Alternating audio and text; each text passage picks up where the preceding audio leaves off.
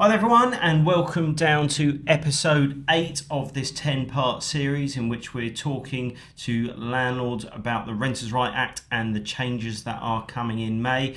We're doing 10 bite-sized videos in which we're talking about the meaty changes that really are going to affect the UK residential lettings world. Yeah, big change. Absolutely. Please do look back on the previous 7 episodes if you haven't already watched those.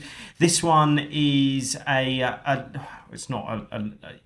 it's about getting the tenants in the first place, isn't it, really? Yes. This one, Paul, Yes. which is the change of discrimination rules and what landlords must change when they have a tenant that applies for a property, basically, they're interested in. Yeah, so there's already laws in place in terms of discrimination. So this basically adds to that.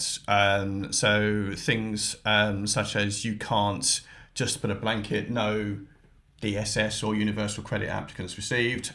You can't have a blanket no pets. That's the difference. And if somebody who is in receipt of universal credit were to ring the agent or the landlord with the request to view the property, you can't just say no. You have to allow them the ability to view the property, and you have to allow them the ability to apply for the property. Yep. You don't have to accept them if they don't pass financial referencing, and that's the key thing. So I think there was a concern that you just have to accept any Tom, Dick or Harry in terms of an applicant. You don't. If you want them to complete professional referencing, then that is a requirement. That is not discriminatory in any way, shape or form. So again, it's just, you can't have anything that says no children. No. And I think in the past, what lots of landlords have used as a, I'm going to say reason rather than an excuse, is that their mortgage deed doesn't allow them, or their insurance doesn't allow them to accept applicants on universal credit. Yeah. Now, let's assume a landlord has a valid insurance policy that does say that. Yeah. Then at the point that that policy is renewed, that particular part of the policy will be removed. Okay. It will be invalidated.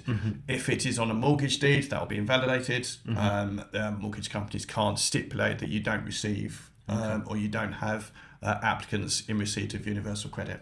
Okay. But again, it comes back to sometimes you see applicants in receipt of universal credit may have a little bit of capital and decide to pay a couple of months rent in advance to ease things for the landlord.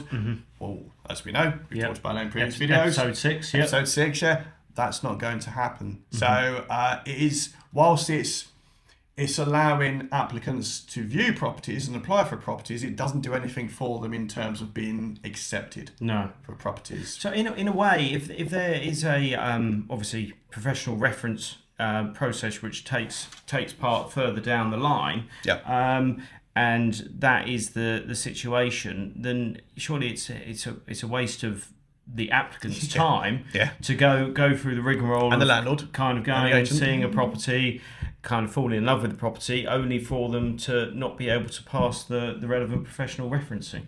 100%. There's nothing I can add to that. You're absolutely right.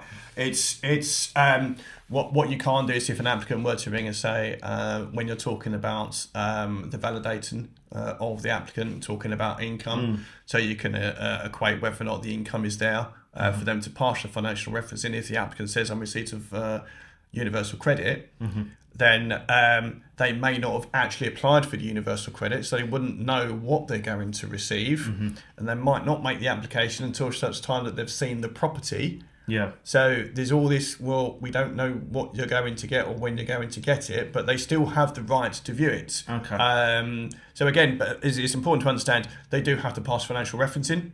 That is a requirement. Okay. Well, shorter episode 8 there, but join us on the next one, episode 9, which we are talking about pets in lets. Good one. And do remember to have a look back on the previous 8 videos, and remember to like and subscribe. We'll look forward to seeing you on the next one. Cheers, bye.